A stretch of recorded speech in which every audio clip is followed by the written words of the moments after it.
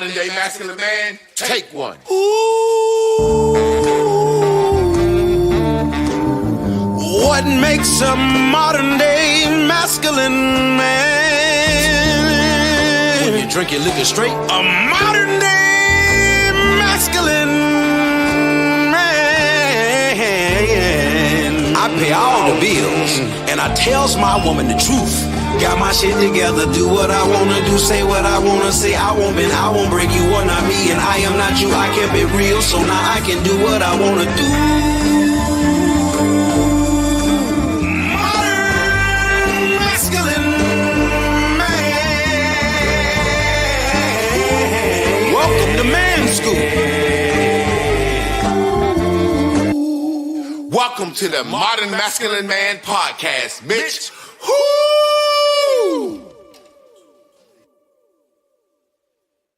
What up, fam? How y'all doing tonight? We running a couple of minutes late. We just want to do a test like we always do. Can y'all hear us? If you can hear us, we're going to get to moving on with the subject. If you can hear us, give us a yay.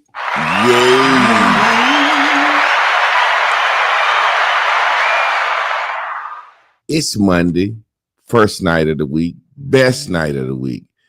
We out here. We gonna do this show tonight. Tonight we're talking about a subject Miss Carla got us to talk about, and I thought we had talked about it before, but then I realized there's a different way she wants us to talk about it. She's producing the show, so we're gonna talk about it from the new perspective. Tonight's show is entitled "Radical Loyalty and Open Love." Radical loyalty. So there's a difference in being loyal. And then there's a difference in being radically loyal. Radical loyalty and open love, the discipline of choosing each other daily. So when you say radically, like radical like would you go crazy over? Well, radical just yeah. It don't matter. We ain't got to go crazy over it, but radical just mean radical. Let's look up the definition of radical so we can see that real quick. Okay. Definition of radical. Here's the definition of radical, especially of change or action, relating to or affecting the fundamental nature of something, far-reaching or thorough. Advocating or based on thorough, complete political or social change. Radical, especially of change relating to affecting the fundamental, far-reaching or thorough. So when shit is thorough, far-reaching, shit is on point. Okay. So if a person is a radical, those people out in Mexico protesting, they're radicals. Mm-hmm. They're going all out for that shit, meaning they'll go all out. They're willing to get hit with goddamn billy clubs. They willing to get hit with the bullets. They willing to get riot gas on them. They're all out. They're radical for their choice. Mm-hmm. And whether people know it or not, when you're in an open relationship, it's a level of loyalty that's radical. Yeah. Have you ever seen that TV show Change of Heart where they get to go out on a date? And when you go out on a date, it's two people in a relationship. Can y'all hear us? And when we met the internet, can y'all hear us? What happens is it's a couple that go on. I guess they going through something in their relationship, and each of them get to tell what type of person they really like. Okay. And then they get to go out on a date with a new person. Seems like I've seen that before. And then when they go out on a date with a new person, they come in, they tell the date what happened, yada, yada, yada. And they decide if they have a change of heart, stay together, or move on with the person. Yeah. That's like every day you do that. Every day. There has been times in our relationship, I've met somebody that I liked, but I'm like, our purpose is bigger than liking somebody. Yeah. Like, we're gonna get into it. Yeah. It really goes into what I was thinking about when I was reading it. An open relationship is radical love, is radical loyalty, and it's choosing each other when you could get with somebody else. It's really not believing in the fantasy of love. It's really tying to a purpose and knowing that the purpose you're working on is so much bigger than how you feel, how your stomach feel. Mm-hmm. Like, I don't give a fuck about how my stomach feel and liking somebody. That shit can fade tomorrow. That it does. Like, I've liked a person and was like, dag, I like this person. Chris, and say, Chris, she might be around or she might be in my life. Like, she might be somebody that I'm cool with. And it's like, man, that shit fizzle out. It's like, oh man, that shit won't nothing. And that's how a lot of situations be. And that's what I think a lot of people go through when they get into monogamous situations. They like each other for a while, yada, yada, yada. The shit fizzle out. But we've been dating long enough to where we can have a baby or a baby get brought into the picture. Or we've been dating long enough where we might as well see. That's the craziest shit. And women sing that shit. We ain't getting no younger. We might as well do it. Motherfucker said might as well to me. Shit, well, shit. I won't hungry, but I might as well eat some of your cooking. What you mean you might as well eat some of my cooking? I don't necessarily want to feed no motherfucker that said they might as well. You know what I'm saying? We ain't getting no younger. We might as well get married. That don't sound like I'm your first choice. That don't sound like I'm who you wanted. We might as well do it. What do you think about that? I be listening to songs and people be like, I think that we not listening to the song and really the context, because I don't know if women would really sing that song like that. But I think that there is a small reality in the fact of that. And I think that we get to the point sometimes, maybe in age, when people decide might as well do it, or, you know, you've been together a long time and you might as well do it. But if so, you have to be radical enough still to like stay together for the rest of your life. For real, I think people that stay together have developed this radical loyalty. Shout out to my company that is representing us, Spirit House Sage. Spirit House Sage, they got sage for you can burn, to smoke. They got sage you can burn. You can sage your house. I'm like, why would I do all that walking around the house shit when I can just sit here and smoke and it should just flow out in the house? Like, it makes more sense to smoke this shit to me, but it has a very common effect. It's antimicrobial. It's actually good for your lungs. This smoke right here is good for you. Rarely have you seen the smoke that's good for you, but this is good for you. So shout out to my company, Spirit House Sage. We gonna that shit gonna be bopping up. They gonna give us a cash distribution before long. Welcome to Marriage Mondays. I'm Javon Clark, and I'm Chris Clark. I'm about to say, don't do that. And tonight we're diving deep into a topic most people don't associate with open love: discipline, loyalty, and emotional maturity. People assume in an open relationship you got the freedom to do whatever, whenever. But the truth is, real openness takes more work, communication, and more commitment than most people are not ready for. And the thing that keeps us rooted in this journey isn't access to others. It's the decision to choose each other every single day. This is what we call radical loyalty. Radical loyalty. We talk about no matter who I meet, who she meet, we are loyal to our purpose of moving forward with our hopes and dreams that we already set up, because nothing can supersede that. That's why we always talk about purpose. Nothing can supersede our purpose. Can't no chick that I like make me want to move out of North Carolina and the stuff we got planned. I can't see someone with a nice enough smile or a nice enough body or a nice enough anything. That's what people don't understand, that radical loyalty. Why they think sex is so important? Well, that's because, number one, people don't have purpose, right? They scared to believe in something and grow that from nothing to something with someone. And it's the easiest thing for women to offer. So that's what we lead with. Because really, technically, a man to say they don't even need nothing from us once they know that we're the one. So wow. So I never thought about it like that. That is the truth. Women deep down know that the thing that they can give a man more than anything is sex. Yeah, they think that's the most important thing they have. And see, with you in the beginning of our conversation about an open relationship and about moving forward, you obviously didn't think sex was the best thing you had to offer because we were saying that I could have someone else. Yeah, definitely. So what made you not afraid? Okay, so how can I say this in the realest way possible? What made you confident in who you are to say he can go fuck somebody else? He coming home to me. What made you feel that?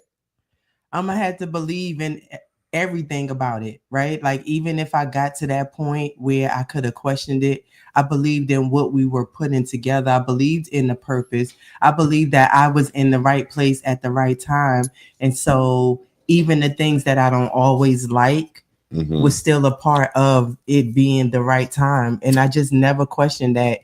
In the sense of saying, people have like their spiritual feelings about things. Like, I've always believed that we were going to do something great together, and we was going to do something great, whether married or not, because we had already started to work together.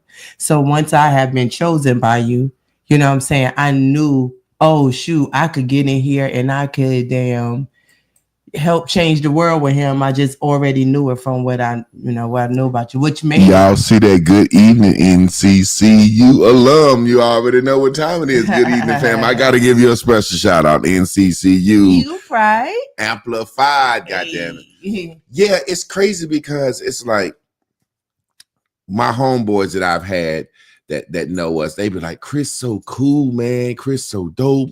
And when they come over, they ask you questions and they'll always be like, man, I can't believe you would let your wife go out with somebody else. Or I can't believe you ain't afraid to lose her. And I'm sitting here like, and I say all the time, hey, if me and Chris literally had to choose never to have sex again to move forward with what we've planned, we would choose not to have sex again. I really don't think when people get married, they don't marry for purpose. They marry for feelings. Well, that's the thing. Maybe everybody don't understand their purpose. They don't know their purpose, right? But like, I've been wanting to be a part of something big that changed the world. Like, I don't know. That's all I said, right? And you've been knowing that you were going to do your part in changing the world. And then so when you got two changing your worlds come together, it's like, why we not going to go all in to change it, which is radical to people in itself. So other than that, I think a lot of stuff is surfaced. This is gonna drive me crazy. Stay right there. I need to move this camera because your body hanging off, or what is? Are you hanging off, or we are not close? We are. Let me move this camera just a little bit. Nah, I ain't gonna let that drive me that crazy. It's gonna drive me crazy looking at it. Go ahead. So I need to give you more room. So, again, I think that we just happened, not just because we met in church, but in church, we had a good model of a husband and a wife duo, right? And the way that they were transparent. So we appreciated that as the people who went there. And I think that's good because it's cutting your mic off. All right. So as the members, we thought that would be great. You know what I'm saying? So I knew what type of men he was raising, and he knew what type of women that he was, raising. So the mindsets, so it was so much that we kind of just knew about each other. In other words, our pastor kind of was like an image of marriage for us. Our pastor and our first lady. Not that relationship goals, they really would talk about the real shit you would go through. Yep. The real shit you're going to go through in marriage. Yep. What about when you don't want to have sex as much as you used to? What about when the man's libido ain't the same? They talked about and asked us, what if your wife got a scent? Would you tell her? Yeah, like real. What if your husband was getting soft? Would you tell her shit that we was looking at each other like, damn, you can get getting funky all of a sudden, bitch. Bitch, I was thinking when I met you, like how I'm sitting there, I'm like, well, how does she get stinking all of a sudden?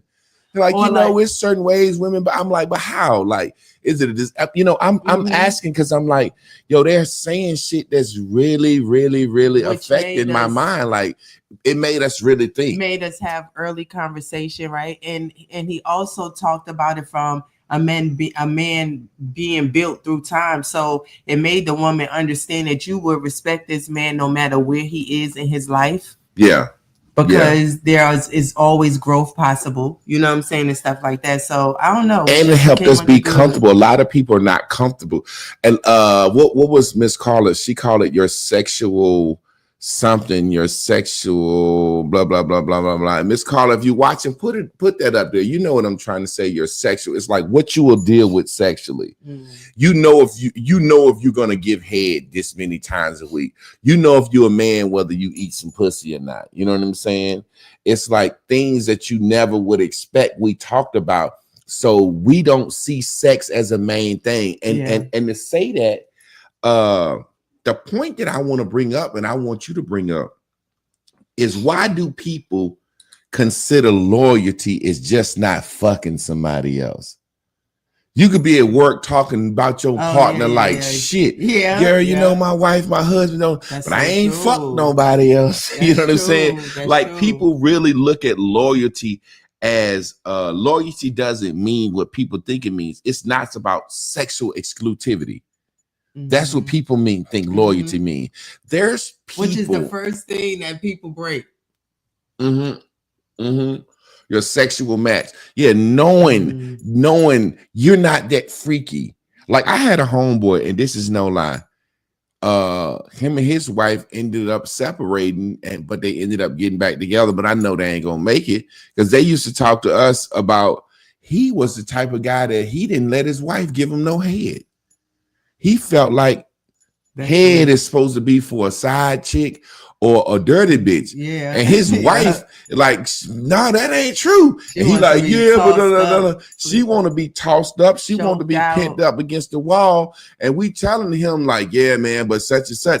If she don't suck your dick and she got a desire to suck a dick, she gonna suck a dick. Yeah. This woman says she want that motherfucking dick in her hand, man.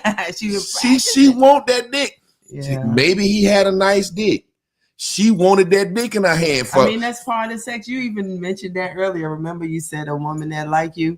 Yeah. I'll get into that in a sec. Yeah. The point that I'm making is for them to come over here and talk to us about sex that deep and her expressing, I want to suck my husband's dick. And he like, well, I don't want my wife to suck my dick. It's going to make me look down on her. She too precious. And I get him in the corner. I try my best not to say his name. Like, hey, man, your bitch want to be slutted out, freaked out. That's a good thing, man, that your woman want to be slutted out by you. Yeah. Man, I can't imagine coming on my wife's face, doing my wife like I do them other bitches out here. So a lot of people will associate she said it, your sexual match. Is that what the word you called it? I ain't gonna disagree, but it's we all get it. It's knowing what you willing to do. How many days you willing to have sex? What type of sex you willing to have? You know what I'm saying? Are you willing to give me some head if you don't feel like it? Am I willing to give you some head if I don't feel like it? You know what I'm saying? So when we look at loyalty as sexual exclusivity, there are men that's at work that's helping women out financially.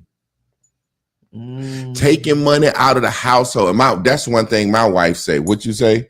You can't have no money. And what's the other thing you always joke about? That you can't cook for them? So say, for example, now look, that's a joke, but that's a real thing. Like she's saying when she know I'm cooking for a woman, there's a level of jealousy. We talked about jealousy in open marriage. She know she getting a full show. She gonna get to eat good. And if I cook, I'm more likely to smash that day. So she's saying, don't give no woman no money and don't give no woman no good meal. You can let her have your body for a few minutes. You know what I'm saying?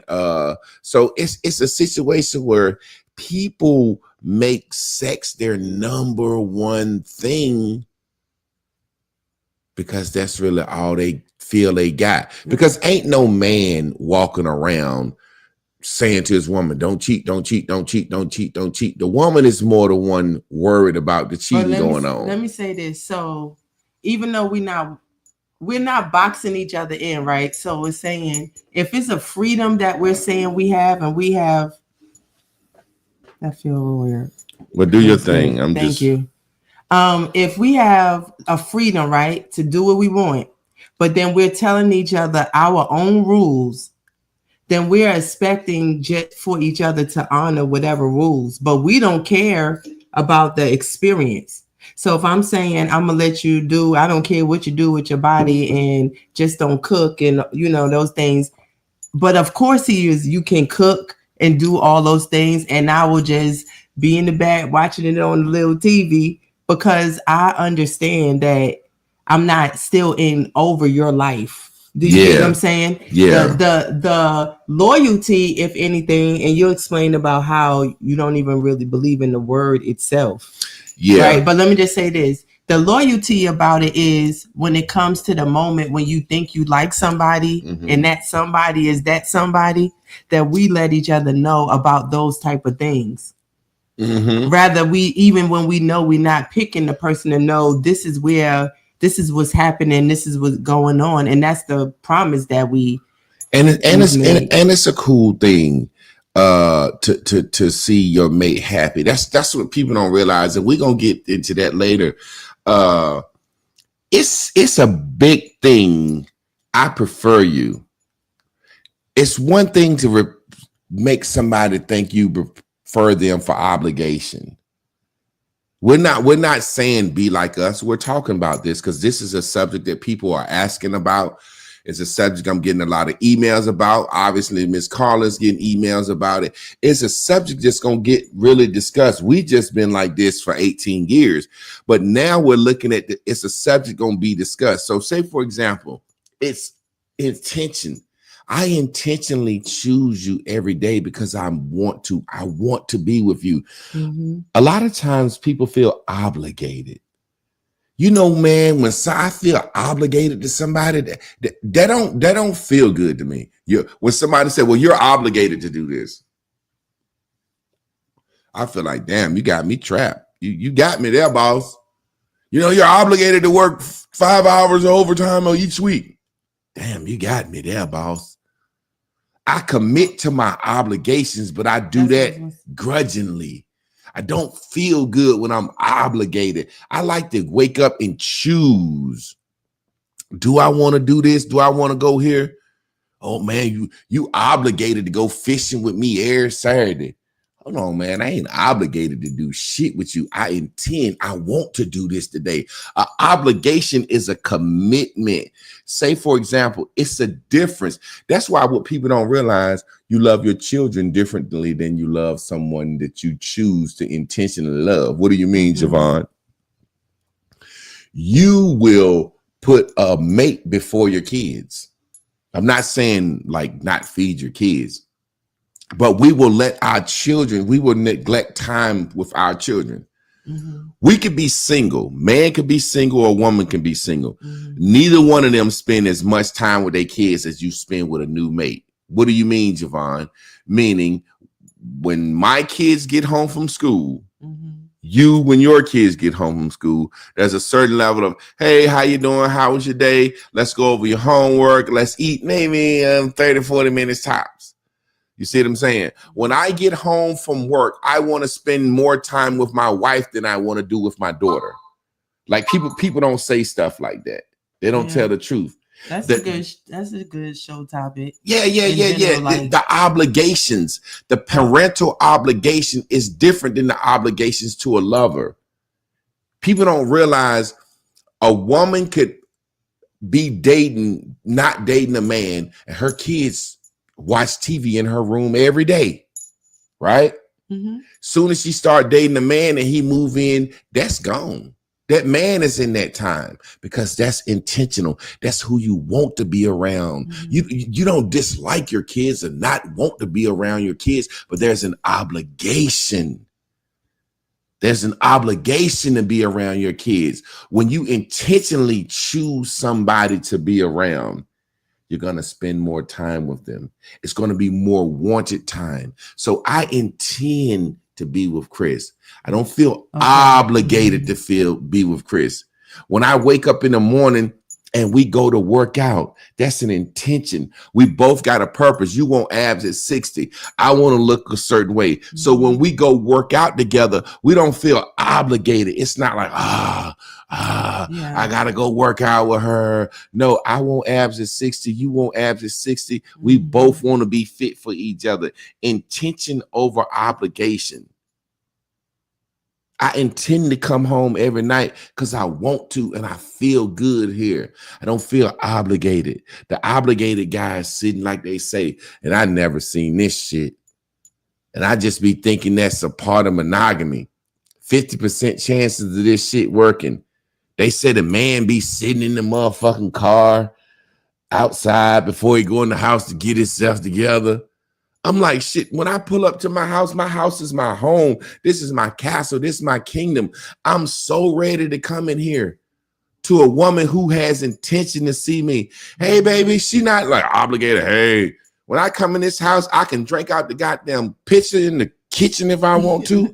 I get the big piece of chicken. I can go out on my grill, cook, have a beer, walk around in my drawers if I want to. Throw my shoes on the floor. As a man, I feel so good. I don't feel obligated to be with this woman. I don't feel a certain way when I come home. It's like, oh, gotta go in the house, the ball and chain in here, blah, blah, blah, blah, blah, blah. You know what I'm saying? What do you feel about that when it comes to obligation and intention? You look like you're just sitting there. No, you look, Rand and Ravens, right? So you just had a thing. Yeah, I had a rant. I was like trying to just keep up with it all. But I mean, I see it two ways, really, actually, because you just shouldn't be grudgingly doing anything. However, we could talk about this on a different show when when you have to purposely like kind of walk with your obligations, just the up and downs. Like marriage is not like work, you know what I'm saying, with two people, but not hard work, because you shouldn't be grudgingly doing it. But anyway, when as far as what the show is about and choosing other people, I mean, when I have friends, I think as I'm getting older, it has changed, but it was just like, oh, I'm flirty and I want to have fun. And, I wasn't intentionally looking for anybody. I mean, we both say we love who we mess with, because like we're not even really interested unless we feel something strong or just don't. Because love is and the reason I say that, because love is that feeling of radicalness first. Yeah, that should always be radical at first. Oh my God, I like talking to somebody, and she look over at me, and I'm smiling. She be like, "Oh, you must be talking to that girl," and it's like a certain sense of loyalty. That's what people don't understand. What happens in real life in monogamous relationships? The man is over there, and his woman is texting, and she smile. Yeah. What the hell you smiling at over there? You texting a nigga? No, I ain't texting no nigga. When his spirit and vibration know you ain't texting your mama or your cousin, smiling with that motherfucking smile on your face, or vice versa. If a man is texting a woman and he smile or while he texting, what you texting her? We have a certain loyalty to each other. And she said, what you smiling at? You texting a chick? I'd be like, yeah, chick I met at the job, or chick I met at the store, a little funny chick. You know what I'm saying? And she be like, she'll smile, or sometimes she might say how she look like, or where you meet her at, or you know what I'm saying? For the most part, we kind of chill. Like if once I say, chick I met at the store, we know kind of like, okay, we ain't really talking about it because we don't know what they're paying out into. You don't want to fuck your situation up by talking about, hey, this is my little flame thing, or this my little, I don't want to talk about that with you. You know, this my thing. You know what I'm saying? And then we know there's a certain obligation if we like a person to say, hey, I like Fred, I like Keisha. You know what I'm saying? But then there's also a certain obligation to say, yeah, this shit ain't gonna be nothing. You know, but it just depends on the timing of it. And that's what people don't understand. In how we deal with that level of loyalty. And look, I'm talking to somebody. I'm going over there for 3 days. I'm gonna be on a vacation over there, or da. This is, you see what I'm saying? That level of respect of letting your mate know this is just a little fling, or this somebody I like, or this somebody that, or vice versa. This somebody that can add to our purpose. This somebody that can help out here. Blah blah blah blah blah. I think I forgot. Purpose, a person adding in. Dang, I was trying to make a point. Anyway. Well, until you get it, we're moving forward to the next one. The spiritual respect of loyalty. The spiritual respect of loyalty. Like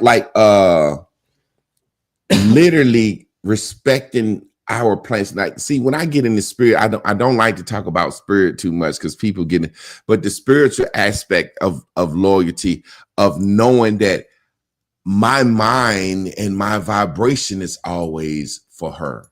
Yeah. You know what I'm saying? Like, we have an obligation to each other to be in a good mood, good vibration, stay aligned. You know what I'm saying? There'll be times that I got stuff going on in my life, and I come in the house and she like, you all right? And I'm like, yeah. And she like, you don't seem like you're all right. And I'm like, well, I might. But it's like, really, what she's saying is, I need you to be the happy you that you always are.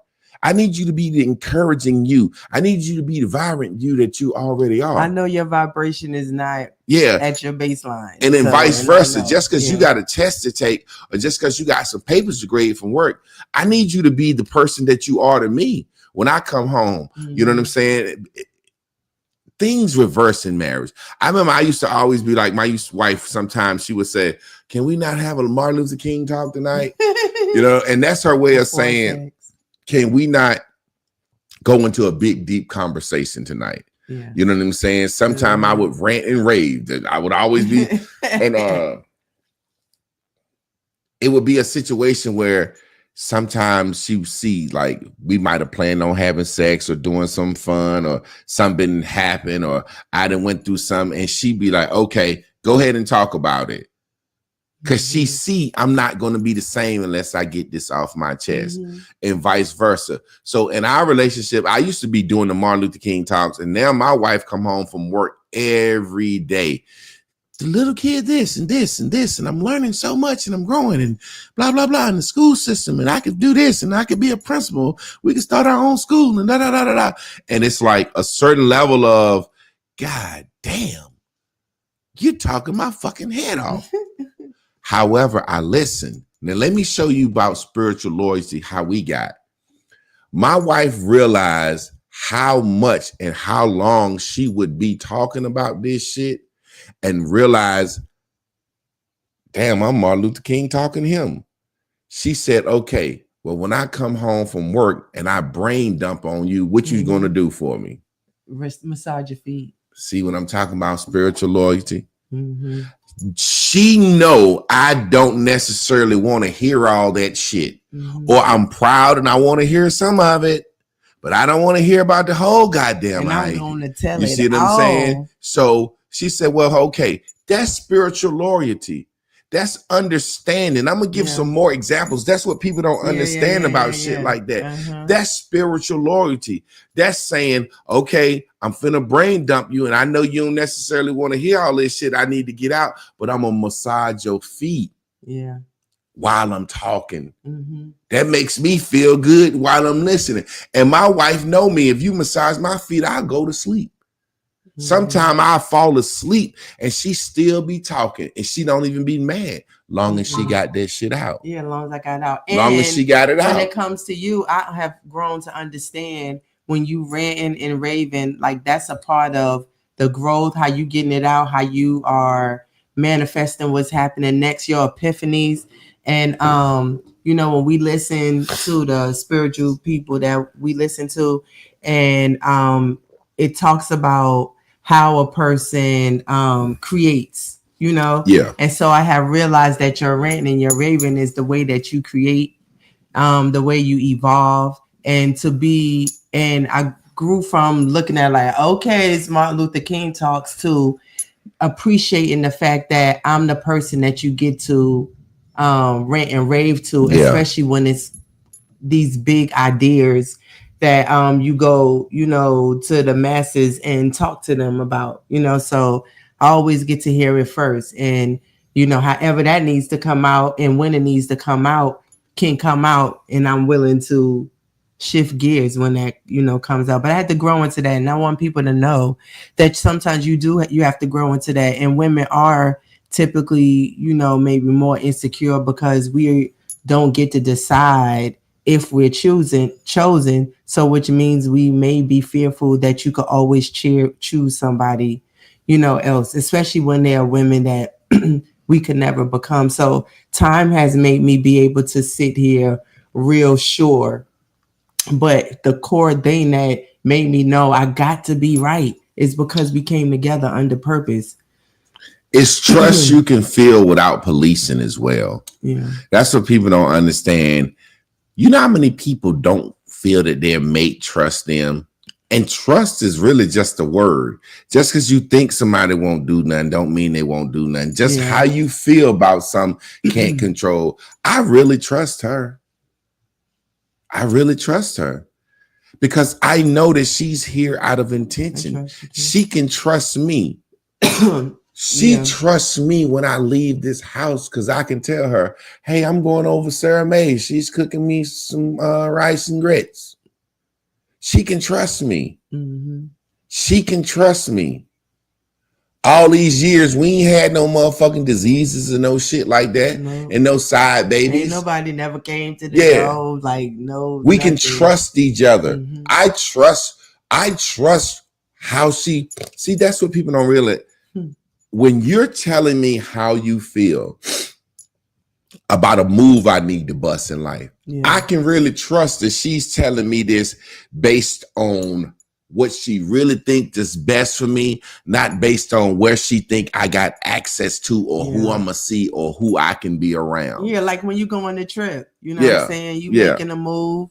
I'm not like, well, who from Facebook live there? You know what I'm saying? Yeah, what you exactly. do. Exactly. You know what I'm saying? I'm like, go do you, do what you gotta do. You come back, and and with our radical loyalty, I just trust and believe that anybody that he comes across when he is somewhere is a part of something that's gonna make him better, make him feel good, which in turns make me feel good, which makes us good. And so time got to go again sometimes for people to understand that. I made a video about love and it being an ego thing, and really it says you need a lot. You know what I'm saying? Like make me feel good about myself by doing this. And the more self-esteem a person has, I think, is the more radical they will be about loyalty and stuff like that. The way you will be able to understand and have such a real conversation with somebody. It's funny because in most situations, loyalty is proven by restriction. Get this. Yeah, that's so Get funny. this. Loyalty is proven by restriction. If you can show that you ain't or can't gonna do this to me, I believe you loyal. If you can show that you ain't or can't gonna do this to me, I believe you loyal. You know what I'm saying? It's almost like, how can I explain this? Loyalty should be proven by honor through freedom. I know she's loyal to me because she's free to move and shake how she want to. And each day that she come home to me and each day that we move forward to our purpose, I know that she's intentionally trying to work this relationship out. Yeah. It's not by restriction. Mm-hmm. Most people feel loyalty by restriction. Oh, well, he didn't go on the guy's trip, so I know he loyal to me and he want me to feel it. Oh, man, She could have went on a girls trip. She didn't even go. But look, let me finish this. I feel better to know she went on the girls trip and came back. I trust her. She'll tell me what, or if she don't tell me, that's her own little secret thing. I don't care either way. But it's about the freedom. People look at restriction. They loyal to me because they don't eat nobody else cooking. Well, how good is your cooking if I can't have none of? That's a good example. Yes, a good example. How really good are you if you won't let me eat nowhere else? Like, take it out of sex. Take it out of how good are you of a person or listener if you tell me you can't never talk to no woman. You can't talk to nobody. You can't eat nobody's cooking. You can't never go to a massage parlor and get a professional massage because I don't want nobody touching you because I want a massage. How good is your shit really? If I don't care what my wife eat at, I don't care what restaurant my wife eat at, I know there's nothing unmatched. You're not going to be able to beat me. You're not going to be able to please me, her better than me. Because I know how many croutons she like. I know she don't like this touching this. I know she don't like this texture. I could see shit they bring out, like, she ain't gonna like that. And I think it's the dumbest shit in the world. Hey. No, just being honest. Side note, those are the things you have to deal with. That's that spiritual loyalty that people don't think about. People don't tell the truth. It's some things that my wife do in certain ways that about her that I fucking hate. It makes me sick. It makes me mad. I think it's the stupidest fucking thing in the world, and vice versa. But we have a spiritual loyalty to each other. People can be in a relationship and this motherfucker got claw feet that scratch her. And one night that shit scratched her the wrong way. And she said, you know what? I'm going to fuck Craig. Oh, I'm leaving this motherfucker. Me as a man over the years, the way she eats and likes to eat and don't this and texture, it's like a fucking child. I hate that shit. It's something that I look at her and say, we out eating or something. I say, here she go with this fucking childish, dumb baby Small shit. OCD stuff. You know what I'm saying? Can I have this over here? I'm thinking somebody gonna fuck with our food because it's like, you asking this motherfucking waitress and chef to send you a fucking nacho meal out and separate goddamn nacho things. Like, just bring me nachos. I want this on the side. I want this. I don't want too much lettuce. Bring and that shit drives me crazy. But there's a certain loyalty that I have to say, let her be. Now imagine with her and those eating tests, I'm like, you can go eat anywhere. I know you're gonna always come back to me and ask me to cook for you. You see what I'm saying? That's a level of confidence that I have. That's the level of knowing. You see what I'm saying? Can you think of something that you fucking hate about me that just piss you off? That, you know what I'm saying? Like I just said, I fucking hate that. That you're rushing. Shit. You're always rushing when you go somewhere. You're always ready. Or if something ain't right in a smidget, a blink of an eye, you like, let's go. You know what I'm saying? And I don't like that. And I don't like to be rushed. You know, I walk fast. You walk fast. I'm like, yo, slow down. When you ready, you be ready. So I'll be I'm always wind up not ready, but I'll be trying to be ready so that when he be ready, we be ready. But that's because you might start, to sweat. You know how you I'm feel intentional. When you're Yeah. So I get it. But look, I don't like it. So how you said getting panicky or feeling anxiety, like that could be something that you could say, here go this motherfucker, he getting anxious and I'm ready. Like, for example, we don't go out and shop together. Go get your shit. Fuck that mall. I don't want to be at that fucking mall. I don't want to be around them people. I don't even look at these motherfuckers smiling, trying to sell me some shit. And it be situations where literally my wife would say, I want to go shopping, you to go shopping with me today. Promise that you're not going to get mad or you're not going to want to rush. And I'll say, no, do that shit on your own. And then there are times that I'll be like, okay, I'll do it with you. And I'm going to try my best. And I go out and I try my best. And she might see I get a little irritated, but it don't bother her enough to end the fucking trip. You know what I'm saying? So and because I do know that though, there are newer times when I'm like, well, let's sit online with me and, watch me pick out some stuff. Tell me about some.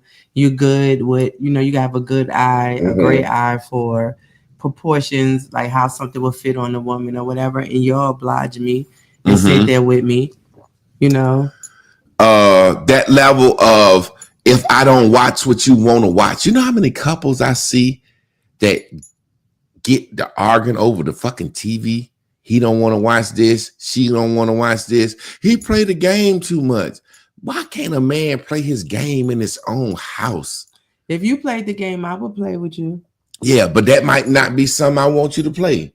But I would have to understand that. You would have to understand I'm that. always going in the boom boom. That's my time. That's my game. Shit.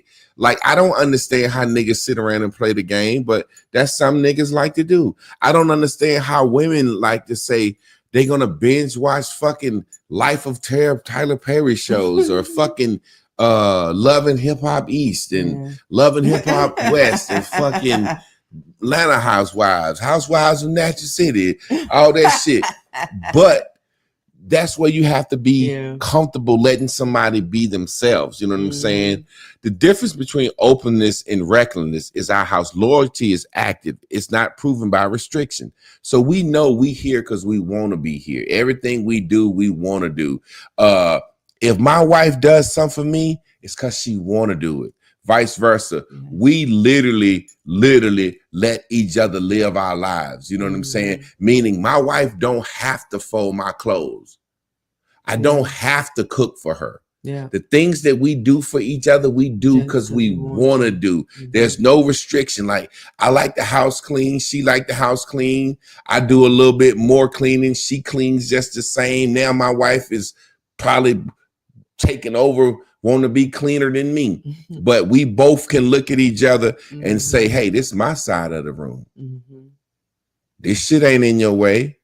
And it's really come down to folding some clothes. Yeah. But at one time we both was like, hey, get that shit up. Hey, You know what I'm saying? And it's like, I sometimes have to tell her, hey, you ain't got to fold them clothes right now if you think I feel a certain type of way, because I know you got a class, you're doing this for your job, blah, blah, blah, blah. You know, there's an OCD-ness that both of us have of like, hey, keep this shit straight, especially if I straighten it up. You know what I'm saying? If I clean the kitchen up, when I go in that bitch, I don't want a spoon in the sink. You know what I'm saying? That's how both of us are. You know what I'm saying? So I don't want to see that. So it's a level of understanding. Okay, this is what this person's pet peeves are. I'm free to not, but I'm also free too. So when I see it done right, I know it's because they want to. It's just like sex. You've seen situations where, like I'll tell you, I don't want no pussy just because you don't want to. You know what I'm saying? I've dated women in the past or in my first marriage, and it'd be like trying to get some pussy, and they be like, I don't feel like doing it. You can hit it from the back. I'd be like, okay, give it to me. You know, I'll take some pussy from the back, and then there's a feeling of, damn, normally I'm giving you this dick from the back, you going crazy. Now I'm giving you this dick from the back and you looking at Grey's Anatomy at the same time. I'm like, I don't want that. I don't want that. So there's a feeling of even in our relationship of like you, like in the beginning, I told you, don't just give me some sex. That level of obligation that women like you got to do it every couple of days. Yeah, talk about that. So talk about that. Won't do it with somebody else. And even though we always knew we would have a level of openness, you know, that has grown. And so, or like I said, I wasn't always, I was a little bit more jealous at times. But anyway, you think, well, if I do it more, then he won't want to do it with nobody else. I think a lot of women think that, and I'm like, I come to realize that a man to do it however many times he goddamn please. So then, you know, we talk about it. It's like, you don't have to do that. Let me comment on that for a second. In the natural nature of man is naturally polygamous, naturally. And I'm going to explain to you why. Because every woman on this page watching, or every man on this page watching, know that they can have sex with their mate their husband or boyfriend or girlfriend, and they know once that man busts a nut, he good for an hour or two, or he really good. You see what I'm saying? You let another woman walk in the room, he will get hard. Right. He could just bust off his woman. And you know, when a man busts, he's sensitive. Oh, don't touch it. Don't touch it. And let another woman head pop up in the screen. Oh, suck that dick, baby. Suck that dick. He gonna get hard for her. And that's how God made us. A man can go 10 rounds with 10 different women. He not fucking one woman 10 different motherfucking times. A man can go 4 rounds, 5 rounds if you give him a different woman each time. He not going to fuck his woman 4 or 5 times in one night. He just not gonna do it. And this whole, I hate that whole saying of, you know, and this is what I say about what fucks life up. We hear this shit so much, and then you get married and you realize we gonna make love all night long. How the fuck do you make every motherfucking song I've ever heard? We gonna make love all night long. That shit is a 50. Hey, listen, when you making love or fucking, whatever you want to call it, when you get a good 15 minutes in, that's making love. When I say good 15 minutes, I mean that's riding back on top, missionary. And if the shit takes so long, it's gonna make the woman feel like her pussy ain't as good. And if it take too long as a man, you feel like, God damn, this pussy mid.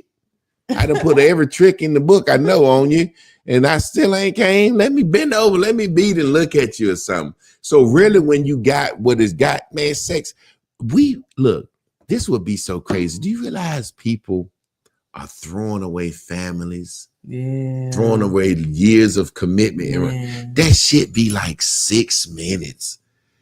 I'm serious. You know, as a woman, I know women say all the time, this one I know a woman ain't got no good pussy. Side note. This is just a side note joke. Girl, he a minute, man. He come too fast. If you got some good pussy, you used to every man coming fast. You gonna be like, oh, don't worry about that. That happened. Get yourself together. You can go for round 2 in a little bit. I know this pussy. She be laying there to her saying to herself, he come, and he making this excuse that men say. What do men say when that pussy too good? This is the first time I ever come fast like this. And she be saying to herself, like, I know everybody say that to me. I know how lethal this pussy is. So anything over 5-6 minutes on some, especially some new pussy, you started saying, damn, you know, this pussy mid. I done put my trick A, trick B, trick C on her. And she's saying to herself, come, daddy, or she wants you to come because she want to know when she finish you fast, she knows she satisfied you in that pussy good.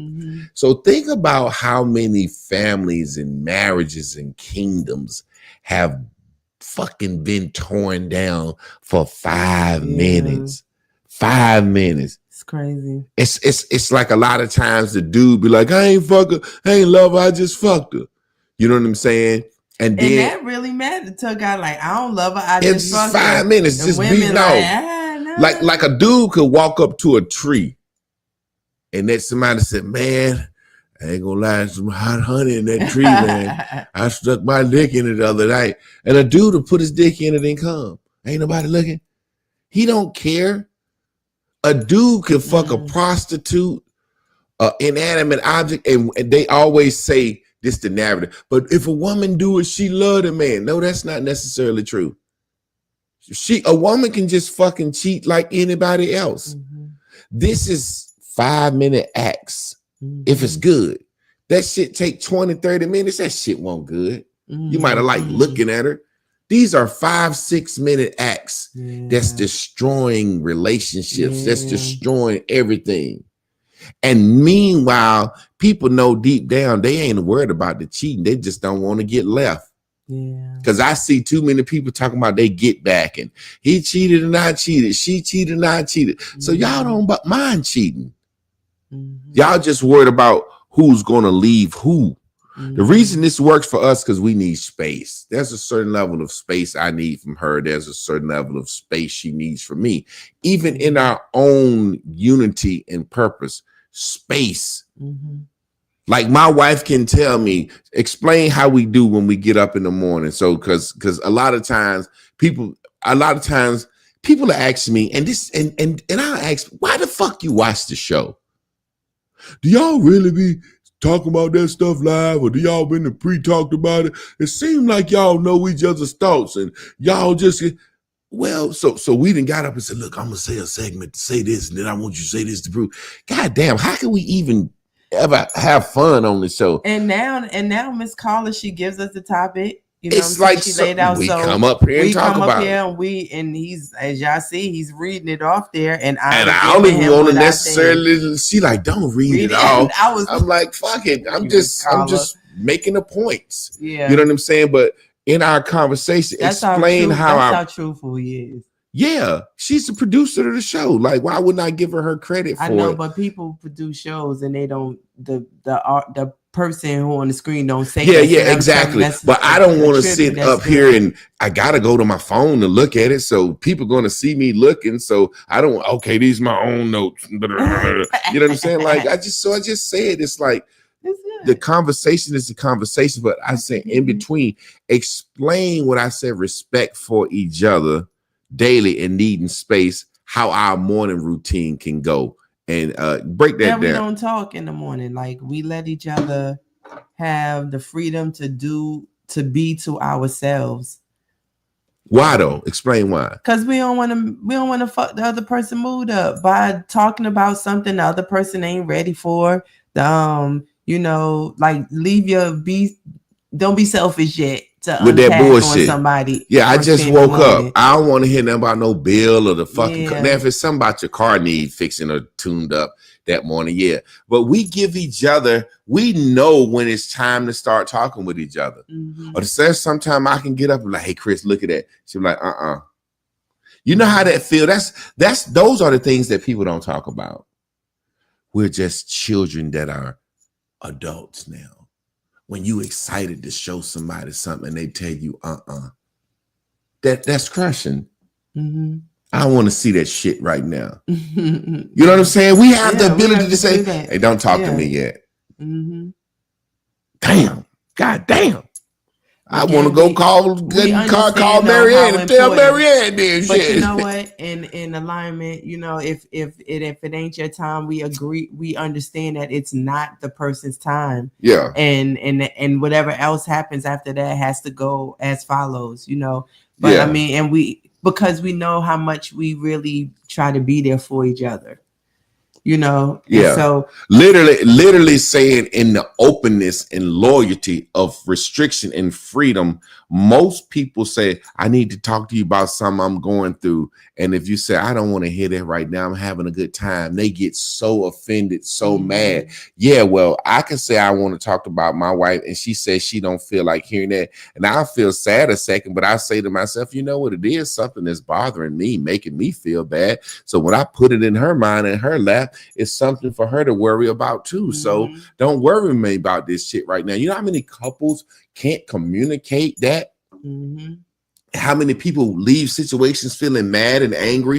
You know how many people, if they could say that to their best friend, yo, I'm having a good day. I don't want to hear I don't want to hear this. I don't want to hear this same shit about this same ass nigga, or this same ass girl that you're going through. Yeah. You're making my life miserable. That's why I don't want to do Taco Tuesdays no more. Yeah. Because you always talk about Randy.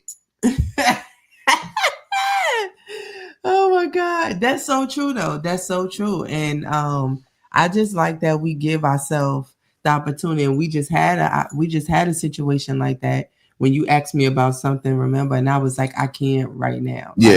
I just don't, because I know you just asking and I'm happy that you asking. But then once you finish, I'll be turned on, and I'm trying to not be turned on by it. Yeah. Right now. I don't want to have these thoughts about these situations. And let me say this, and that is loyalty in a relationship, and is different. That is radical loyalty, because it's bigger than just, again, like we telling people sex. Like, he is loyal. We're loyal to understanding each other and giving each other what each other needs. We are radical about that. She needs space. Damn, well, I need to talk. I don't want to hear that right now. Okay. Let me deal with my own stress. Or vice versa. There may be times that we look at each other and say, hey, you can talk to me about this if you want to. You know what I'm saying? You look a little stressed or blah, blah, blah, blah, blah. So it's about reading the room. You know when your mate is whatever. But you still got to have a certain amount of loyalty. That's what people don't realize. To say, hey, I don't want to hear your problem right now. I'm dealing with my own stress, or I don't want to hear your problem right now because I'm on fucking cloud 9. Yeah. And knowing that an hour or two later, that person will come to you and say, hey, earlier that's loyalty. Yeah. You know how many motherfuckers don't speak for 2-3 days because a conversation didn't go their way? Walk around the house acting mad. I used to tell Chris when we first got together, and as no matter what people say, I'm the leader in this relationship. So I led us to this point. We're not at this point because of you.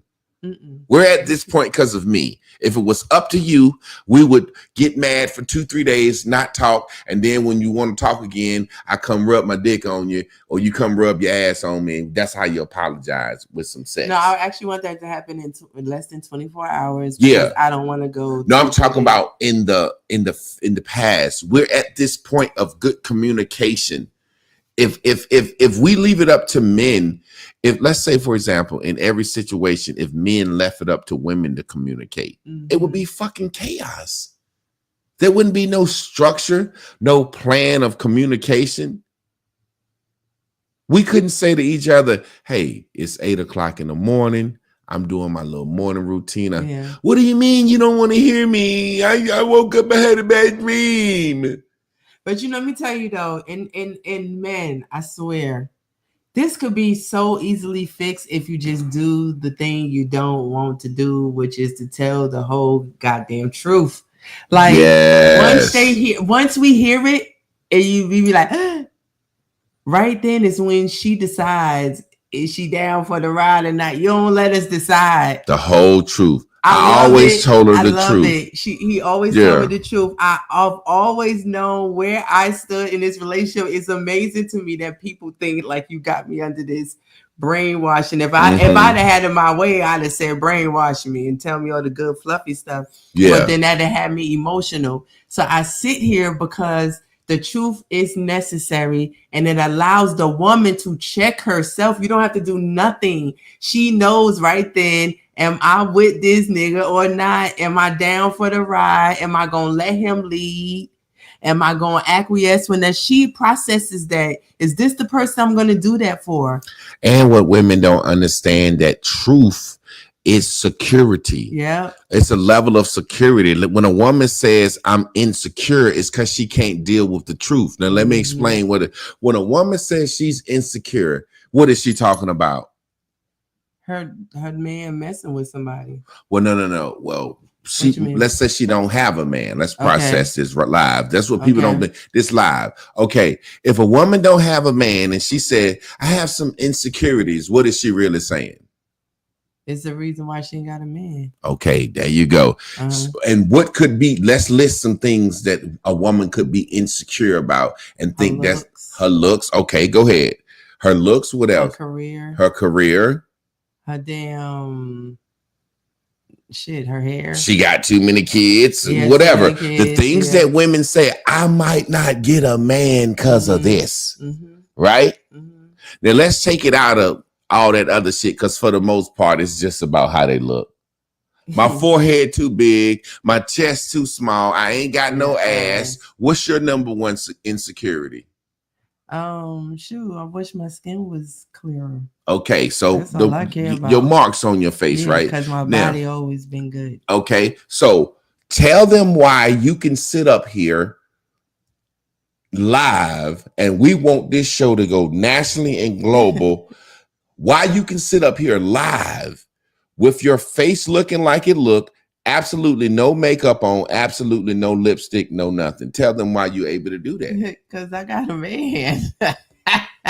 I'm in chosen, so I'll just be the representative And then because of that, I can sit here and our purpose, I can be the face for people that say you don't see people come up here and be themselves. We so far away from what looks natural that, I can sit here, but I wouldn't have been able to sit here maybe by myself. But let's get out of let's take it out of that, because we don't want people to think that you're a martyr and you up here showing your insecurities for them. You literally don't want to put all that shit on anyway. No, I don't want to put. No, that's the point I'm making. You would feel better being yourself, happier as yourself, definitely being yourself. Yeah, definitely. So the point that I'm making is because I do, I got a man. So she got a man. Be secure about. Yeah, I don't have to worry about putting on the things that women need to put on to feel. To think that they gonna get a man. Get a man, yeah.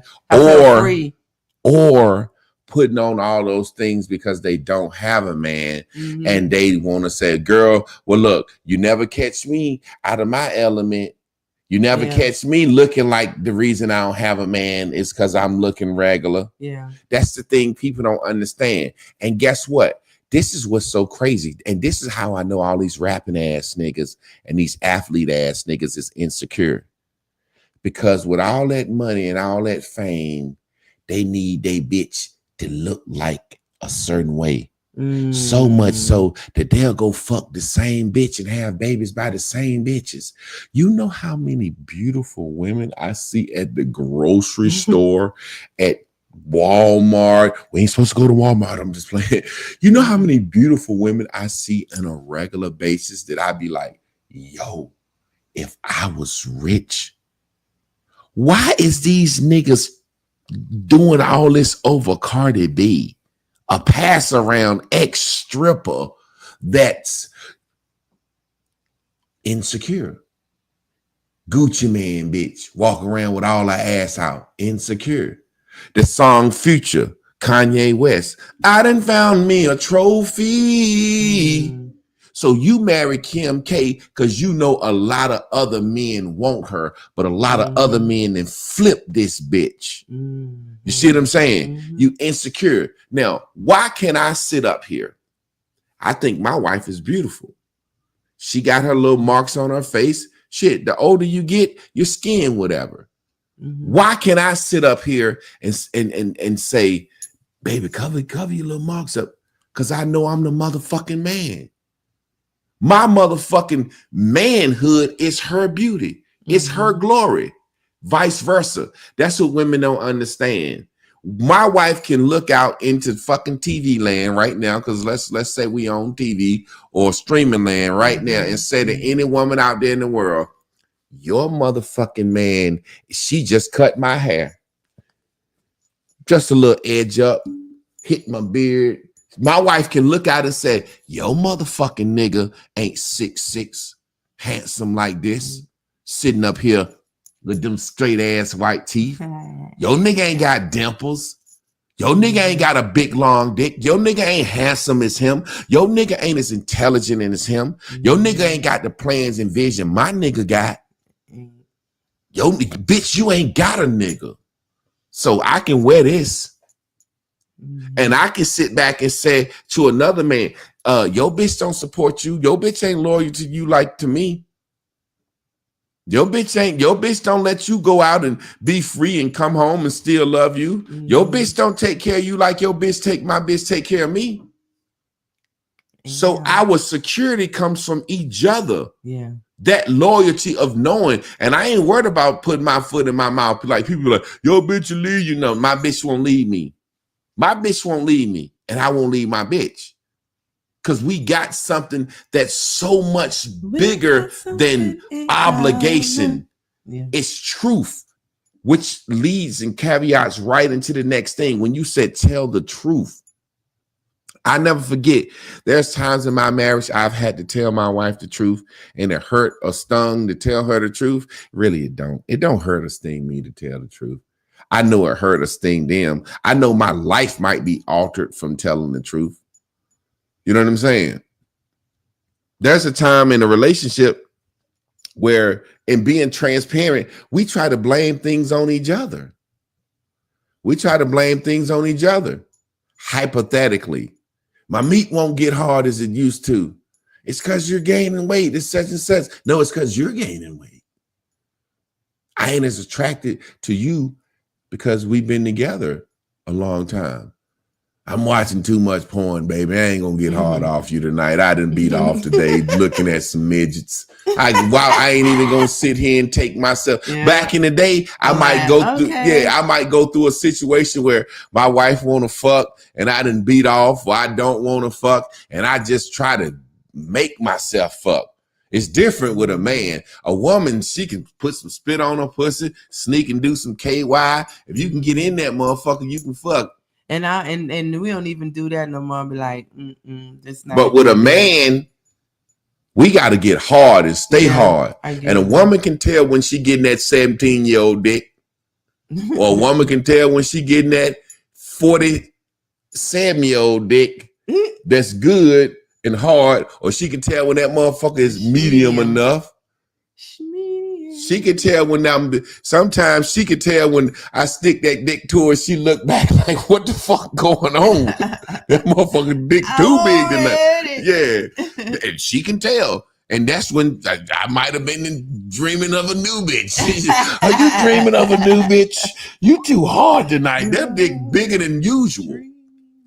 So this is the thing that I'm saying about loyalty and truth. Yeah. That woman can tell when you giving her that 17-year-old dick, or when that dick bend a little bit when it's going in, and she look back. What's wrong with me? I ain't as attractive. And a nigga say anything. Think about somebody. Yeah, a nigga say anything other than he might want to say, that pussy got a little scent to it tonight, baby. Yeah. Go finish showering, man. That pussy got a little scent to it. Or he might say, baby, this motherfucking pussy is big. You know what I'm saying? I don't know. That's what a lot of people. Let me put some porn on. You know what I'm saying? Let me get a little help. Or vice versa. She not getting wet for him. Mm-hmm. Tell him, nigga, you just tried to come in here and leave with you boing and just spit on the head and boing me. I'm already. Or it might be a situation for whatever reason.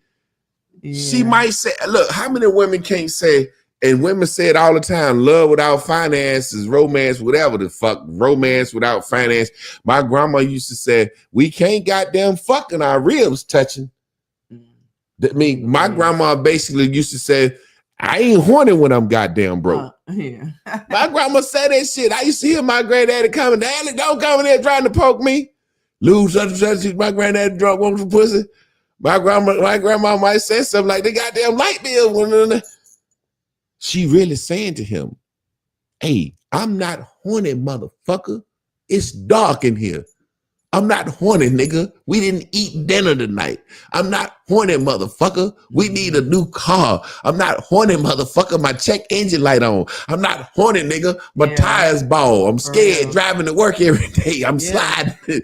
I'm not horny, nigga. My brakes squeaking. Yeah. We don't look at shit like that. But people can't tell. We live in truth. Baby, I ain't horny. You think I'm horny? After you done fucking did this and didn't apologize, and you gonna come try to give me some makeup sex? I don't want no motherfucking makeup pussy. I'd rather for you to sit down and say, and what do I always say when we talk about sorry and apologize? Break that down for them. Don't say sorry, say you apologize. But explain why. Sorry is about the way it make you feel, and apologizing to the person is respecting that they do feel some type of way and admitting you're wrong. I apologize mean I wronged you. I'm sorry mean I feel bad about how you feel about what I said. That don't work for me. Let me say this though. And so I tried to use it the other day, and I was like, "Sorry." Oh wait! I apologize. No, you didn't even say. Wait. Let me tell you what happened. No. Oh, that's that when I called back. There you go. See, look, no, watch this. It happens live. Let me tell y'all something. All women the same, some worse. As great as our relationship is, fellas, a woman is going to disagree with what you say before you even get it out of your fucking mouth, before she can even analyze it. I said, tell him about the other day. She know exactly. No, she said it. She brought up the situation. I knew what she meant. She said, the other day I tried to do it and I said, I'm sorry and I apologize. Then I said, oh no. I said, no, that's not how it went. Yes, it is. Yes, it is. Then she realized, no, it was worse than that. She called me and said some shit and then said, I'm sorry, hung up.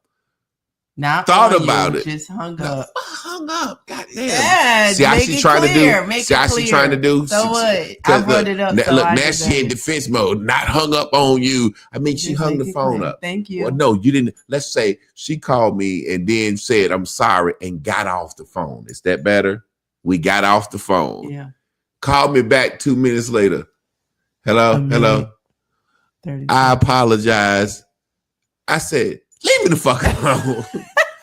Like, you gonna try some little silly kitty shit like that? I mean, because you had just told me the difference. And, I've heard people say don't say sorry because you're not a sorry person. It happened on TV. Like that, so you understood it when you saw it on TV and when the motherfucker said it. But I've been saying this shit. Well, it didn't make clear sense. But go ahead. But look, do this now.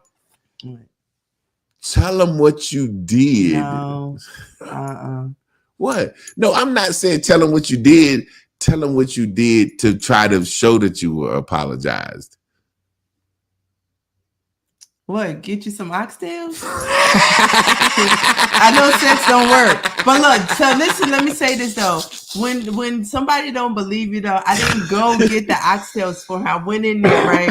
Now I have sometimes I'd be a little spooky. She got my favorite food. The universe put it there, I swear. When I walked there and seen, I was like, oh, yes, this gonna get me in. But I did not go there for that. Okay, well, that's it. So the universe made it. Made me miss my turn so I could go up and see it. So, that's what happened. Hey, look. They had a food truck. Remember what I always tell Krishna? This is Bears and Bubbles Live. Bears and Bubbles Nighttime. What's up? I always tell her, if you over the situation and you done with it, you can explain it. Do you want to tell them why you had to apologize or felt like you had to apologize? No. Why? I think that's a good example, and it's something. They need to pay for that. Nah. Well, you don't have to, but I think that's a good example of showing loyalty, getting back on track, understanding mistakes, radical loyalty. But you don't have to explain if you don't want to. But you can. You know what I'm saying? That's on you. That's your story. I mean, I'm 80% over it. It just happened the other day. That's up to you. Like I said, you ain't got to explain Tell it nice. Huh? Tell it nice. I ain't got to tell it. You can tell it. That's why I say if okay. If I tell it, I'm gonna just tell it. No, let me tell it. Yeah. So he went to this. I sent him to the store, but we needed an AC for the garage. Look, right? Look, hold on. Let me say this. It was so cool in here, and I turned it off because I ain't want the mic to pick it up. And now I'm sweating a little bit. I want to turn it back on. Y'all might just have to deal with a little background. Yeah, it's at the end of the show. Yeah, but go ahead. I needed an AC for the garage. Tell a story. So he was ready to do it that day, and he told me he was ready to do it that day, but I didn't have everything ready because I was sending him with a credit card. And so instead of me just sitting in and saying, hey, I ain't ready, and letting him go, I rushed whatever, gave him a card. He get to the store, and he go to use the card, and they racially profile him and ask him for a PIN number. In the process, he's asking me about the PIN, and I'm like, I don't know, but basically, I believe that I've given him the right card with sufficient funds. It comes to find out I have not, and in the process of that, he's gone through a lot inside the store that is up to him. He want to share. And I so wanted to fix my mistake that I was not even being there for him to pay attention to what he was really telling me, what happened. And so, that was a really eye opener as far as the selfishness that I felt like, I have. And he was very upset. And he had every right to be upset. And those is one of those ones that I believe when you choose what the show is about. That's why I really would push through on how I felt about it, which was nothing. But as far as the show, it is a very good example on choosing each other, because it was one of those things where I know I did not show up for him, and in so many ways I saw what I could have done differently so that we didn't even have the initial thing, and just some, and he's been going through that with me a lot. Overall arcing point. Overall arcing point is when you do something that can fuck your mate up or put your mate in a compromising position, admit you're sorry and know that I'm going to be your friend. Didn't look when I came home, didn't I cook? I ain't come home. I'm not cook, but later I was juicing at the time. Yeah, you came home. And you came home with the food, and I respect the gesture of saying, "Hey, you want some oxtails?" But it's funny. I don't like oxtails unless they the Jamaican gravy, and they was some oxtails and some nigger gravy with the goddamn onions and peppers. I don't like oxtails and nigger gravy. I like Jamaican gravy with oxtails. You know what I'm saying? So the universe did not do it. I say, Chris, this is the worst fucking plate I ever had in my life. Because it's like giving me some spaghetti with some fucking soy sauce on it. It's like I'm thinking Jamaican oxtails and I get some nigger oxtails. That's like giving me some fried chicken with some Italian cheese seasoning and cheese on it. It's like two genres. But the point I'm making is when I was in the store, and I've never had to use a PIN number for a credit card. I got credit cards. I don't have no PIN numbers on my credit cards because I don't want to be tempted to fucking withdraw cash on them bitches because them bitches cost extra. But long story short, they were thinking I'm scamming because I'm calling her. It's Father's Day. Like, yeah, I got my wife on the other end. They were like, well, we can do a credit card debit, not a credit. She like, I don't want to do that, but I want to do credit because I don't want to spend our actual money. So they looking at me like, and it's back and forth. Long story short, fucking security come, couple of cops escort me out the store.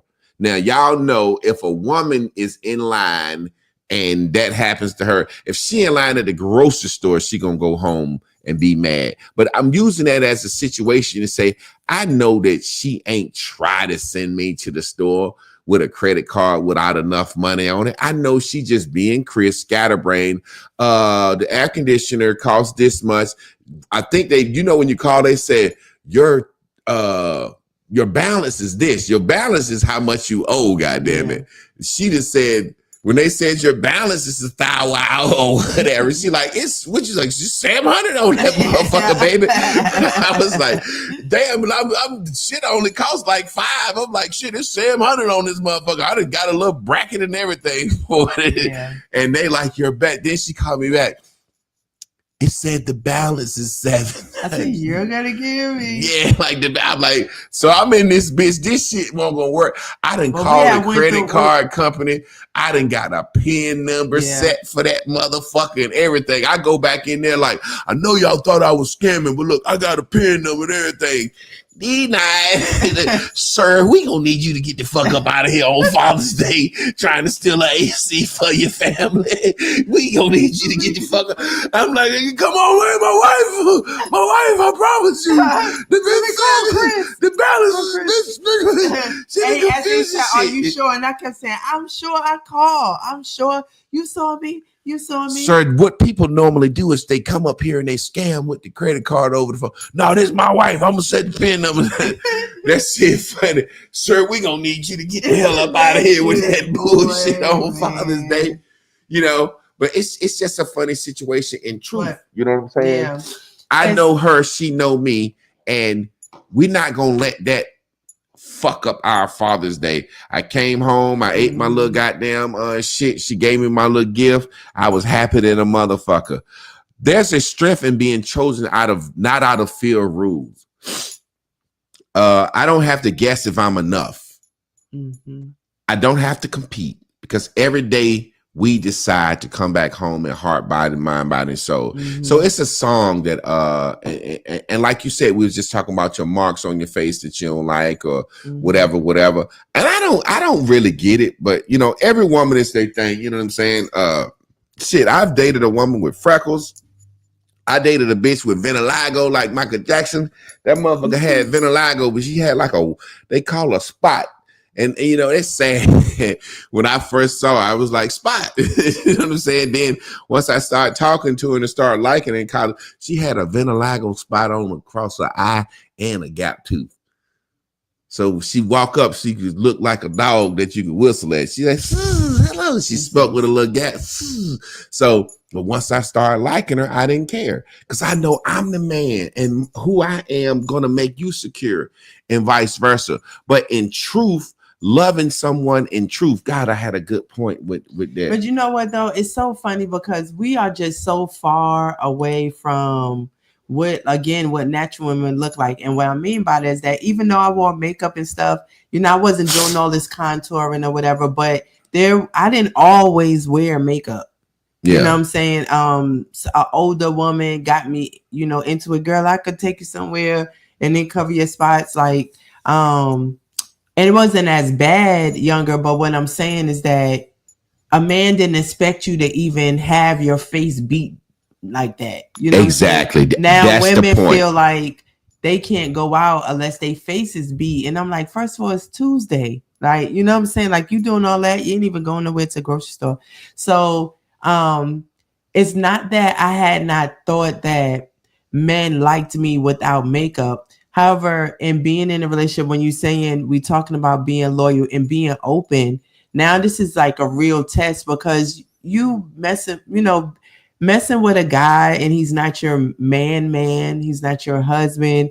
There's a level it's a level of that you don't care about if it don't go right. Yeah. You get what I'm saying? But when you get married, and then you have to fight through not being territorial and stuff like that. But you know, the openness made that where it wasn't a big deal, as big of a deal. You kind of just. Do you ever be looking into the camera? Yeah. I'm just asking curiosity. Go ahead. Yeah. And you just know that you don't have to be like that with each other.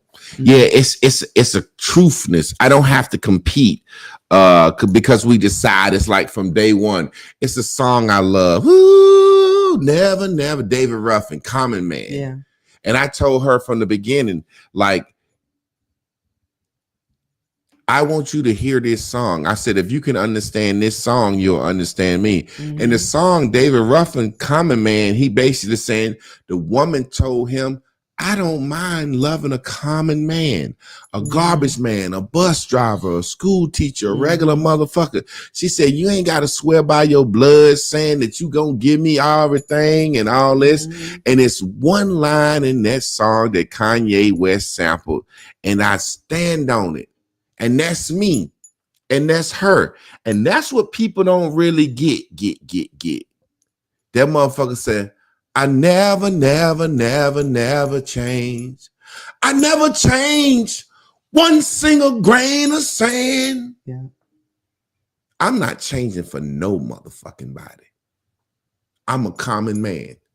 And even when this podcast and all this shit I'm doing blow up, I'm still going to be a common man. She allows me to be me. Mm-hmm. She allows me to move like I want to move. Mm-hmm. I don't feel like I gotta fucking, you know how many motherfuckers that said to me, boy, you supposed to be bigger than Charleston White. You supposed to be bigger than Priscilla. You supposed to be bigger than this, that, and the other, blah, blah, blah, blah, blah, blah. And I can understand that could have been some strategic moves I could have made throughout the course of doing this shit. But I'm like, I'm just getting comfortable sitting up here on a podcast. Mm-hmm. I like to sit in my phone 2-3 minutes, talk my shit and be done with it. I don't, you know, now I'm getting comfortable. People don't realize this shit is your day is you have to plan for this shit. You have to sit here. It's lights, your day. You know what I'm saying? I might be tired or sleepy. Yeah. We got a daughter. So it's like, I'm a common man and she cool with that. And she's a natural, regular looking woman. And I'm cool with that. And I think she's extremely beautiful. I think my wife is beautiful. You know what I'm saying? So it's like, we don't have to compete. I know I'm enough for her. And she knows she's enough for me. And all we can do is get better for each other over time. That's what I want people to hear. Freedom doesn't mean emotional abandonment. It means trust your partner to move with integrity, even when you're not watching. Yep. I trust her to move with integrity, even when I'm not watching. Man, this motherfucking shit long as hell, Carla. We're gonna have to come back in and finish this because it's a lot more good points. What I realized with Carla, it's like by series, people need to see that we have a radical loyalty to each other. They thinking that, well, because how can I say this before we wrap it up? Because I want you to like touch me up. You know what I'm saying? People think loyalty means sexual exclusivity. They think because we're not sexually exclusive, they don't realize our loyalty is even stronger than a loyalty. Your guy don't fuck nothing because he's scared you gonna leave him. Or y'all sneaky. And remember, we do what we do out of pure loyalty, a radical loyalty. I've had women say to me, and y'all know this is the number one saying a woman said when you're talking to her. She'll say, what if I fall in love with the dick? That's a woman's way of saying, what if I fall in love with the dick and I know you married? Can I fuck you as often as I want to? That's really what she's saying. And I said, I don't care how much you fall in love in the dick. You're going to see me when I want to see you. Because I'm loyal to her. Mm-hmm. Or when a woman said, what if I fall in love with the dick? What if the sex good? You know what I said? I hope the sex good. I want to be addicted to you. I want to be fucking crazy over you. She said, well, what if you go crazy over me? I said, I hope I go crazy over you. But that don't mean I'm going to do any motherfucking thing different than I do with my normal life. I'm loyal to my wife. Mm-hmm. Just because I like you or want to see you or miss you don't mean that I'm going to alter the course of my life for you. Mm-hmm. I'll give you a perfect example before we get out of here. I have dated and fucked with women outside of Black women. I can be honest. The women that I have fucked and dated outside of Black women, whether it's who they are, whether it's for a fetish because I'm Black, I don't know why, but they were more respectful to me. They listened more. They treated me better. But I'm just by principle not gonna marry no non-Black bitch. I don't give a fuck how nice a white bitch is. I don't give a fuck how good a Puerto Rican treat me. I don't give a fuck about how nothing. I'm marrying a Black woman. Yeah. Bottom line. So I don't give a fuck how good this chick suck. Fuck what she can do. Bitch, I ain't leaving Chris for you, ho. Are you out your fucking mind? All you got is some good pussy. We ain't even sexually exclusive, so that pussy ain't gonna be nothing. That pussy ain't gonna be nothing. Let me say this real quick. This is some real shit. Just some real shit. You remember we was talking, and Chris gonna laugh, but it's such a real conversation. We was talking one day, and we was talking about how good sex is, and we was saying something, and I was like, yeah. Some chick I used to fuck with, and I was laughing. I said, man, I'll pay for some of that pussy. She was like, would you buy some pussy for me? Oh. I was like, nah, I wouldn't buy no pussy from you. She was like, my pussy ain't good enough to buy. I said, your pussy good, but it ain't good enough to pay for. Like, the pussy I pay for is the pussy I know what time it is. And she got a little sad. And I looked over there. I said, you sad because I wouldn't buy no pussy from you? She said, I wish I had the best pussy you ever had. I laughed. I said, Chris, the bitch with the best pussy, I'll throw that bitch away tomorrow. I'm with you for everything other than pussy. She was like, oh yeah, that's right. That's cool. But tell her, originally, how did you feel with, you know what I'm saying, in that situation? Like, I don't care if I got the best dick she ever had or whatever. We look at it wrong as women. Like, do you want to be the side bitch or do you want to be the main bitch? Do you want to be the good pussy bitch that's not around no more? Or do you want to be the person who's creating and maintaining a home, you know, and who's raising the child with you, you know what I'm saying? So I'd rather be all those things, and that's priceless, doesn't even cost money. But at the moment when you said it, I was like, and look, let me say this before we get out of here to show you a perfect example of loyalty. When I said that to her, she felt a certain way. She wanted to be the good pussy bitch. But loyalty, one day she saw that good pussy bitch say the wrong thing to me, and I dragged that bitch up out of here by her motherfucking hair damn near. And I came back in and she looked at me. She said, well, I see what happened to the good pussy. Bitch, if you don't get the fuck out of here, bitch, I don't give a fuck about no good pussy. Can't nobody fuck me better than Anna and Marie. Boy, with these two, I can put Anna on top or reverse grip. I can reverse grip. I can go to imagination land. Good pussy don't mean nothing but to what me. What I tell you though, what's gonna happen as I get older? You should always say your pussy gonna get better. And it's because you know better. why? Because I don't give I'm free. Yeah. I've totally let all the way go. So I'm not having anything. It's hard to fuck a nigga like me, goddamn it. Yeah. But if I don't want to, I don't have no problem. You know what I'm saying? We know how we know each other. Yeah. You know, that pussy look, I'm joking, but that pussy be scared. It be like, it's like, I want to please you, but I'm scared you're gonna hurt me. My dick be like, I'm gonna be nice. I'm gonna be nice. That pussy be like, I can please you if you just go easy and don't. My dick be so that dick get in. Bitch. I've had I'm playing. It's not all about let me say this real. No, go ahead. I've had times when I'm like, you think I would walk away to fuck you on the side? Yeah, she always says shit. Even though I always say I'm people that watch, I'm not dick whip, I'm life whip. So meaning I'm a little bit everything in his dick in there. But what I'm saying is that I'm not gonna leave him and be the side bitch because I know I know. And Miss Carla said something like she said when we was talking during the show. It's like you hear stuff and you hear it, but then when you hear it some other times, you was talking about in the educational setting, how when she was like, that dick might not need to go but 4 inches in. Oh yeah, I heard when she was saying and give you 4. And I'm like, okay, I can give you 4, but at some point I got to go to the balls deep. It's just I can't help it. Even if it's slow and grindy, like why wouldn't I use my whole dick at some point? That's why I feel like God to be like, son, you're not using your whole dick. I'm gonna take it away. But look, that's why we talk openly, and if today is not the day that I want it all, then we just not going to do it, right? And then I'm not insecure to wonder, well, if he don't fuck me, he might fuck somebody else.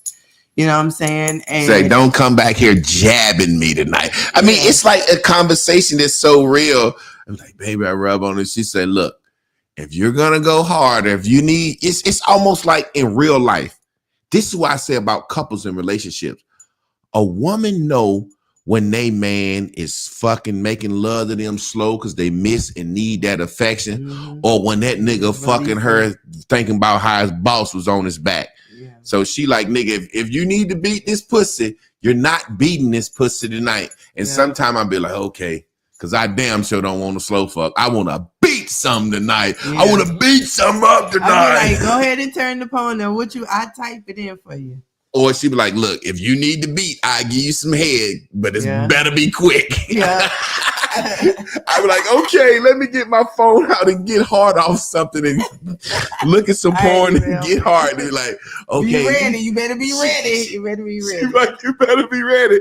So I'm switching off shit. Then finally I catch the right thing. I'm like, okay, I'm ready. Oh, I said you better stop switching. You better stop switching videos. She be sucking and the lose inches. I switch. We selling too much. You got the baby. Don't switch videos. But that's the loyalty. That's the loyalty. That's radical loyalty. That's why we know we're not gonna break up. But family, I got to get me a little. I want to tap my hair up, a little bit before I get out of here. Y'all already know what time it is.